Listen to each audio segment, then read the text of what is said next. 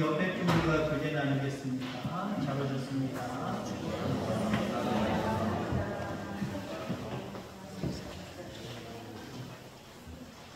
지난번에도 한번 말씀드린 것 같은데 교회에 아이들의 소리가 나면 저는 참 행복합니다. 시끄럽다는 생각이 안 들어요. 우리 아이들을 위해서도 더 많이 모일 수 있도록 우리가 미리 준비되어 있어야 되고요. 젊은 사람들이 올 수 있는 그런 우리 교회가 되기를 간절히 소망합니다. 괜찮아요. 예전에 제가 말씀드렸죠? 어떤 아이는 강대상까지 기어 올라와서 요거보다 작은 제가 처음 시작했던 교회인데 강대상까지 올라와가지고 제 막 다리를 잡고 일어섰더라고요. 엄마는 안절부절해가지고 막 데려가려고 했는데 내비두라고 설교 내내 여기 있었습니다. 제 바지춤을 붙들고 계속 있었습니다. 오늘 하나님이 여러분들과 함께 하시는 줄 분명히 믿습니다. 그리고 우리가 흔히 기쁠 때 하는 행동들이 무엇입니까? 정말 주체할 수 없는 기쁨이 여러분들 가운데 있을 때 나오는 모습들, 박장대소라고 하십니까? 크게 박수치고 크게 웃는다. 얼마나 기쁘면 웃는데 너무 기뻐서 그러는 거지. 여러분 기쁠 때 또 어떤 행동들이 나옵니까? 막 뜁니다. 춤춥니다. 가령 예를 들어서 한국과 어느 나라가 경기를 하는데 축구를 하는데 그 경기를 이기면 월드컵에 나가는 거예요. 지면 못 나갑니다. 이겼어요. 극적으로 역전승을 거뒀어요. TV에 보면 알고 어떻게 합니까? 여러분들 어떻게 합니까? 일어나서 이겼다고 날뛰지 않습니까? TV에 보면 젊은 아이들은 더해요.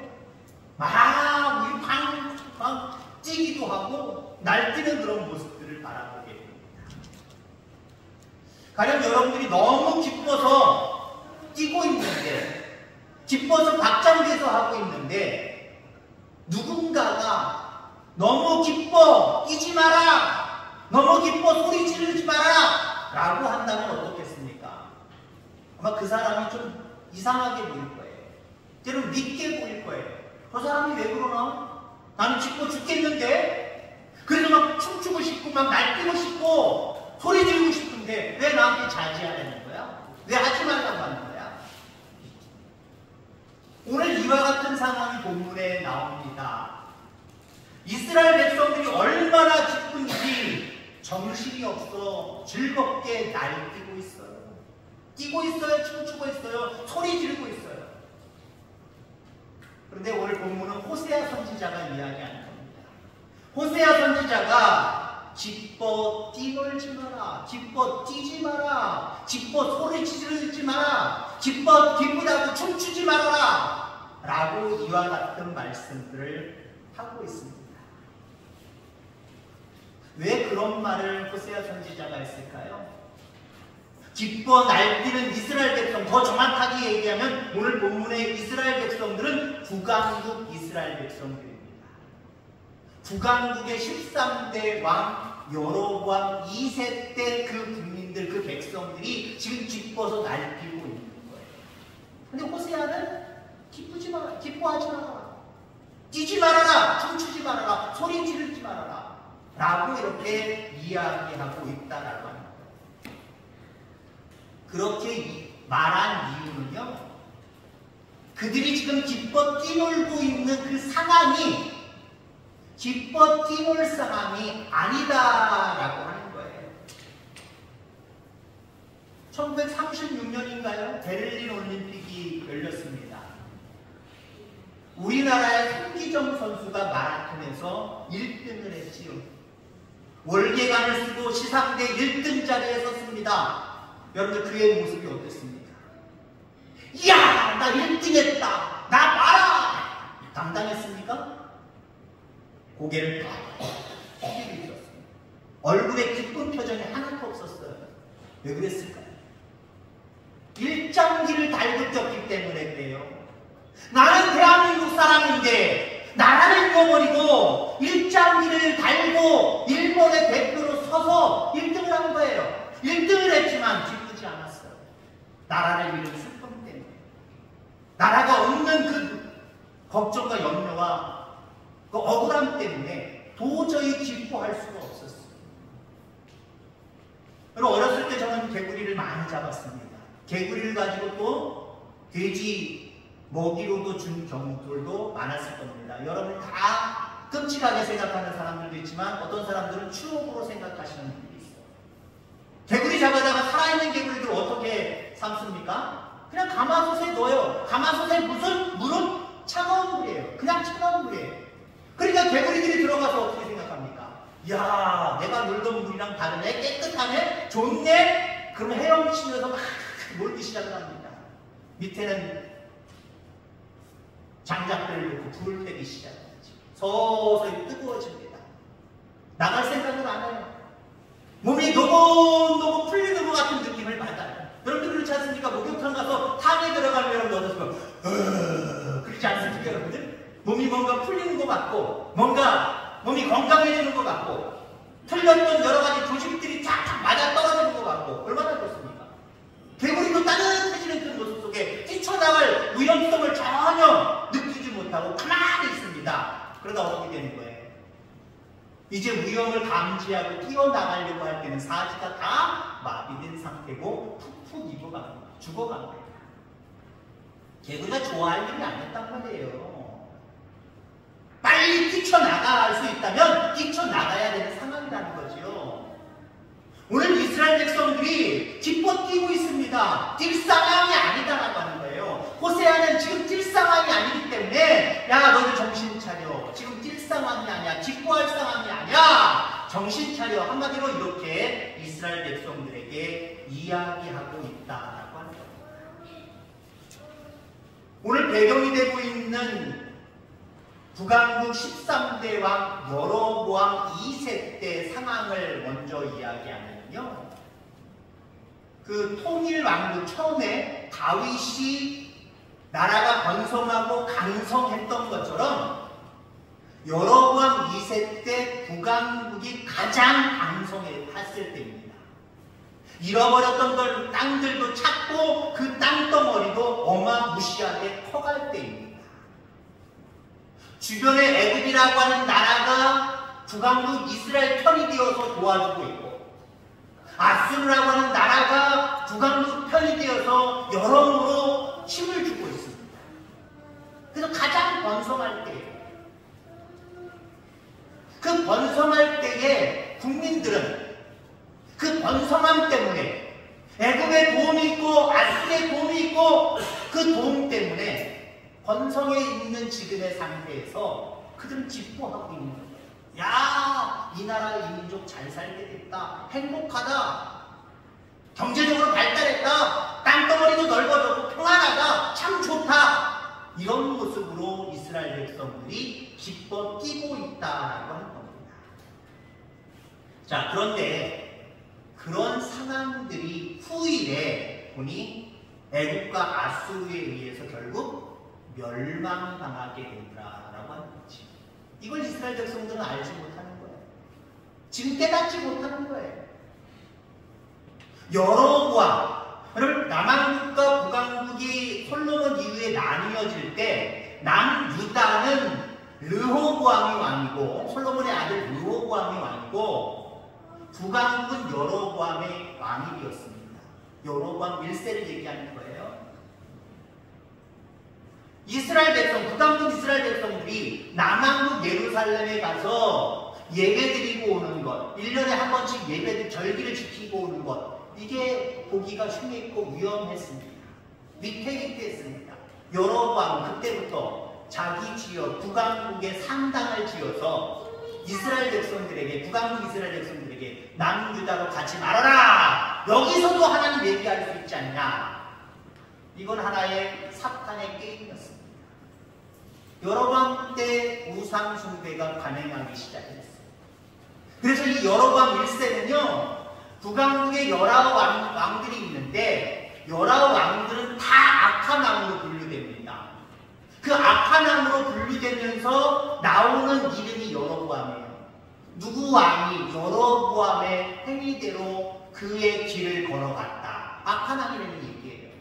근데 여러분들, 13대 왕, 1대가 여로보암, 13대의 여로보암 왕이 또 나옵니다. 그래서 여로보암 2세라고 얘기해요.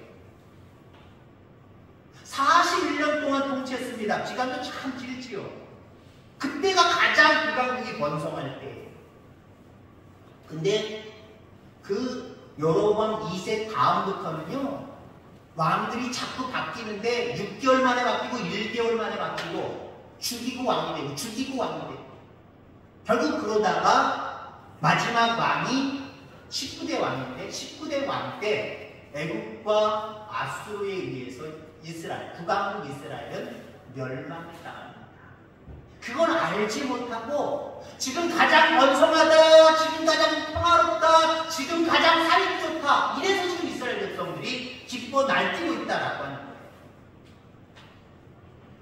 우리도 그러한 모습 속에 있을 수 있다라고 하는 것, 오늘 이 시간에 한번 깨닫게 되기를 간절히 소망합니다.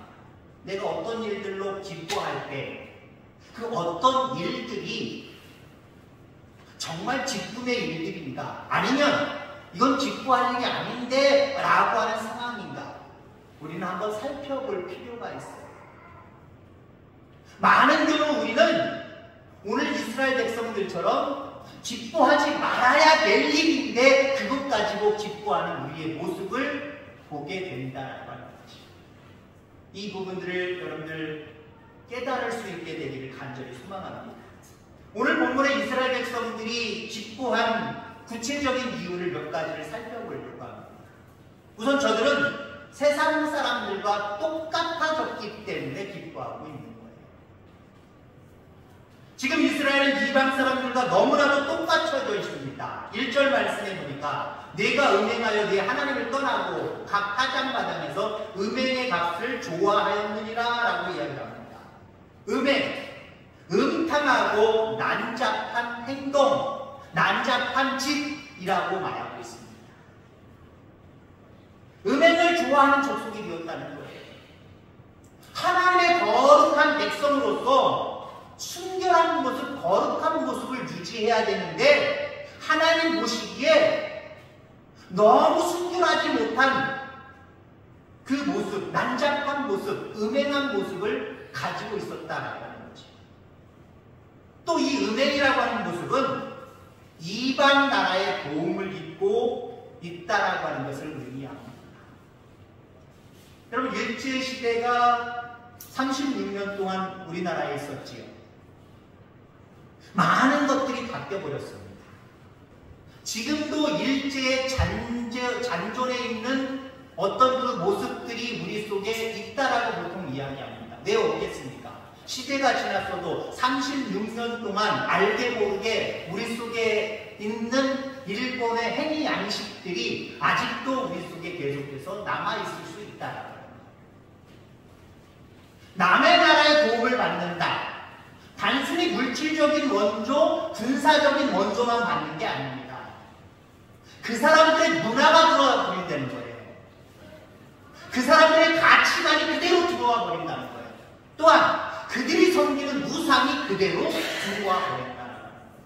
그러니까 지금 아수르와 애굽의 도움을 얻고 있지만 그 도움 때문에 그들의 가치관과 그들의 종교와 이 우상을 숭배하는 종교와 모든 것들이 다 들어와 버렸다는 거예요. 그래서 이스라엘 백성 자체가 음행해졌다는 거예요. 하나님 백성으로서의 거룩한 모습이 다 사라져버렸다는 거예요. 그러니 여러분, 그런 상태에서 나라가 부강하고 내가 지금 평안하고 내가 잘 살게 되었다라고 하는 그것 때문에 이스라엘 백성들은 기뻐하고 있다는 거죠. 영적인 반응, 이게 가장 음행한 모습입니다. 이스라엘 백성은 하나님의 선택받은 백성으로 하나님께 예배하는, 하나님께 제사하는 그런 민족이어야 합니다. 근데 이방의 나라들의 도움을 받으면서 그들의 신을 가져다가 이 나라들이 왜 강하지? 왜 이 나라들이 강하지? 이런 신을 섬겨서 강하고 잘 살게 됐나 보다. 우리도 그럼 이 신 섬기자. 우상 숭배가 여로보암 2세 때 정말 많은 부분으로 퍼져버렸다라고 하는 겁니다. 이렇게 이스라엘은 이방 나라들과 똑같은 모습이 되어서 그들의 신을 받아들였고 그들의 생활 방식을 받아들였고 그들의 가치를 함께 공유해 버렸습니다. 그러다 보니까 영적인 눈으로 하나님의 눈으로 상황을 바라보지 못하고 야 이거 기뻐할 일이네, 이거 좋아할 일이네, 이거 신나는 일이네, 외형적인 모습에 그들의 가치관으로 그것을 바라봄으로 말미암아 지금 기뻐하고 있다라고 하는 거죠. 교회는 두 가지 교회로 나타납니다. 모이는 교회, 흩어지는 교회. 모이기 힘쓸 수 있기를 주의 이름으로 축원합니다. 그럼 모였다가 흩어지면 이제는 나는 그리스도인이 아닙니까? 이제 그리스도인으로서 세상으로 흩어지는, 세상으로 들어가는 여러분이 되어야 됩니다. 세상으로 들어가라고 하는 소리는 세상 사람들과 똑같은 가치와 생각을 가지고 이 세상을 살아가라는 게 아니에요. 세상에 들어가서 그 세상 사람들이 생각하고 뭔가 운영하는 그 모습처럼 살아가지 말고 우리는 다른 모습, 하나님이 기뻐하시는 모습으로 살아가야 된다라고 하는 거죠. 여러분, 세상과 똑같은 여러분들 되지 않게 되기를 간절히 소망합니다. 우리 교회에 한 15가정 이상이 포도 농사를 짓더라고요. 세상의 사람들은 어떻습니까? 주일이라는 개념이 없어요. 바쁘면 바쁜 대로 일에 치우쳐 살아갑니다. 우리 그리스도인들은요, 좀 달라야 됩니다. 주일을 지키며 예배하며 우리의 농산일들을 해야 됩니다. 세상 사람들은 세상적으로 바쁘면 세상에 파묻혀서 그곳에 들어가서 그 일만 생각합니다. 우리 그리스도인들은 아니에요. 성전에 있든지 성전 밖으로 흩어지든지 우리는 거룩한 하나님의 자녀라고 하는 것, 그리고 우리의 생사하복을 하나님이 주관하신다는 것, 그걸 잊지 않냐고 날마다 예배의 자리에 힘써야 될 줄 분명히 믿습니다. 세상 사람들처럼 바쁨을 핑계대고 세상 사람들과 똑같이 행동하는 저와 여러분이 되지 않게 되기를 주의 이름으로 축원합니다. 자, 그 다음에 오늘 이스라엘 백성들이 기뻐하는 원인은 현재 잃은 것이 무엇인지 신중하게 생각하지 않았기 때문에 그래요. 만약에 지금 북한국 이스라엘 사람들이 지금 이런 기쁜 일들이 많이 있지만, 내용적으로 기쁜 일들이 많이 있지만, 내가 지금 우리 민족이 하나님에게서 얼마나 지금 떨어져 있는 거야, 하나님과 얼마나 멀어져 있는 거야, 이걸 먼저 생각했다고 한다면 아무리 외형적으로 기뻐할 수 있는 일들이 많이 있지만 우리 여호와께로 돌아가자, 이런 운동이 벌어졌어요. 잘 살기 비웠지만 야 우리 정신 차려야 돼, 여호와께 돌아가자, 예배를 회복하자, 하나님의 자녀로서의 그 거룩함을 우리가 찾아가자, 이래야겠습니다. 근데 앞서도 얘기한 것처럼 이방의 문화를 받아들이고 완전히 이방 사람처럼 돼버리니까, 하나님 안 믿는 사람들처럼 돼버리니까 외형적인 기쁨, 외형적인 성과, 외형적인 모든 것들, 그것에만 눈이 초점이 맞춰져 있어요. 그러니까 지금 나라가 번성해요. 살기 좋아졌어요. 경제적으로 안정이 됐습니다. 그러니까 지금 뛰고 있다라고 합니다. 안타깝게도 그들은 자신들이 세상에 빠져들면 들수록 하나님에게서 멀어지고 있다라고 하는 것을 깨닫지 못하고 외형적인 것만 보고 기뻐하고 있다라고 하는 겁니다. 그래도 우리도 세상 사람들, 곧 이방 사람들과 똑같아진 모습으로 살아간다면 우리는 어떻게 될까요? 우리도 역시 하나님에게서 멀어집니다. 하나님에게 가까워지는 건 참 힘든 것 같아요. 근데 하나님에게서 멀어지는 것은요, 아주 순간적이에요. 이걸 우리는 경계하고 살아가시기 바랍니다. 결국 외형적인 모습으로 기뻐하고 있는 이스라엘 백성, 그러면서도 정말 중요한 하나님과의 거리는 더욱더 멀어지고 있는 이 이스라엘 백성들, 그 결과가 어떻습니까? 3절 말씀해 보니까 그들은 여호와의 땅에 거주하지 못하며, 앞으로 일어날 일들을 얘기하고 있는 거예요. 북왕국이 멸망하면서 북왕국에 남아있는 사람들도 있지만 아수르나 애국으로 포로로 잡혀가 버립니다. 내 나라 내 땅에서 살지 못하며 하나님을 멀리한 결과가 이런 결과를 초래하고 있어요. 4절에 보니까 여호와께 포도주를 부어드리지 못하며 전제를 드리지 못하게 된다라고 이야기합니다. 이것은 한마디로 마음대로 하나님 앞에 예배할 수 없게 된다. 지금 이스라엘 땅에서도 하나님 앞에 예배하지 않는 이런 백성들인데 포로로 잡혀가서 그곳에서 생활하면서 그곳 종교, 그곳 이방신에게 노출되면서 그들이 하나님 앞에 마음대로 예배를 드릴 수가 있겠습니까? 여러분, 우리가 세상 사람들과 똑같은 가치를 가지고 삶을 살아가면요, 가장 먼저 우리가 소홀히 대하는 것이 있어요. 예배입니다. 예배를 소홀히 대하면 누구랑 멀어지는 거예요? 하나님과 멀어지는 거예요. 그러니까 세상 사람들의 잣대를 가지고 여러분들도 살아가지 않기를 간절히 선언합니다. 세상 사람들의 잣대를 가지고 야, 물질이 최고야, 이 세상에 머니가 최고야, 돈이 최고야, 권력이 최고야, 그런 모습으로 살아가는 여러분 어떻습니까? 세상 사람들처럼 세상에 치우쳐서 정말 바쁘게 분주하게 살아갈 수밖에 없어요. 그런 그들에게 예배가 있습니까? 예배가 사라질 수밖에 없어요. 자, 그 다음에 또 뭐라고 얘기하냐면 4절 말씀에 여호와께 드리는 제물이 여호와께 연락되지 않는 것이 하나도 없게 되며 오직 자기들의 신분에 지나지 않는다라고 이야기합니다.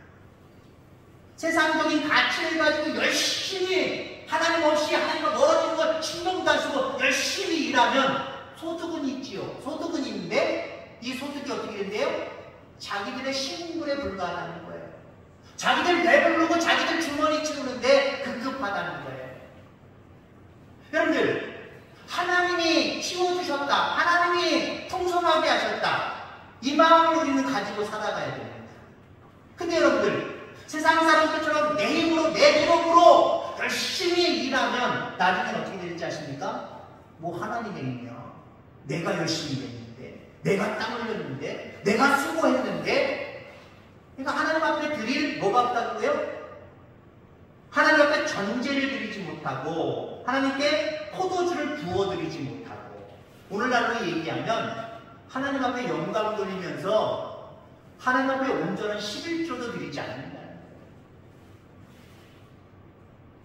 여러분들, 우리의 삶을 한번 돌아볼 수 있게 되기를 간절히 소망합니다. 우리는 이 땅에 살아가면서 거룩한 기쁨을 누릴 수 있어야 돼요. 거룩한 성과를 가지고 살아갈 수 있어야 돼요. 거룩한 결과와 거룩한 열매를 가지고 살아갈 수 있어야 돼요. 그게 뭡니까? 간단해요. 내 기쁨이 하나님의 기쁨이 되어야 됩니다. 내 성과가 하나님의 성과로 이어져야 되고요. 내 결과가, 내 아름다운 열매가 하나님이 기뻐하시는 결과와 열매로 이어져야 됩니다. 그게 거룩한 기쁨을 누리는 방법이에요. 왜 보면 우리가 하박국 보면 3장에 보면 아주 찬양에도 자주 나오는 그런 말씀들이 있죠. 3장 17절 18절, 비록 무화과 나무가 무성하지 못하며 포도나무에 열매가 없으며 감람나무에 소출이 없으며 밭에 먹을 것이 없으며 우리의 양이 없으며 외양간에 소가 없을지라도, 아주 불행하지 않겠네요, 그죠? 세상 사람들의 가치관으로 놓고 바라보면 잘 안 되는 모습이에요. 간단하게 얘기하면 오늘 아주 우리가 잘 알고 있는 말씀, 너무나도 와닿는 말씀, 포도나무에 열매가 없으며, 그렇게 노력하고 애썼는데 포도나무에 열매가 없대요. 이거 불행한 일 아닙니까? 여러분의 포도농사가 잘 되기를 간절히 소망합니다.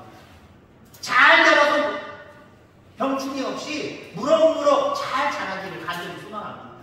근데 하박국 선지자가 말하는 것은 이렇게 눈에 보이는 결과가 없어서 절망할 수밖에 없지만 18절 아주 중요한 말씀이죠. 나는 여호와로 말미암아 즐거하며 나의 구원의 하나님으로 인하여 기뻐하리로다. 그러니까 우리의 즐거움은, 우리의 기쁨은 세상 사람들처럼 눈에 보이는 어떤 결과와 어떤 열매에 국한돼서는 안 된다라고 하는 거예요. 하나님 잘 섬기느라고, 하나님 앞에 영광 돌리느라고 포도농사가 조금 소홀히 되면 어때요? 하나님이 나를 통해서 기뻐하시면 그게 나의 기쁨이 되는 거고요. 그게 거룩한 기쁨이 되어서 하나님 나라의 상급으로 쌓이는 거예요. 우린 도대체 어떤 기쁨을 추구하며 살아가고 있습니까?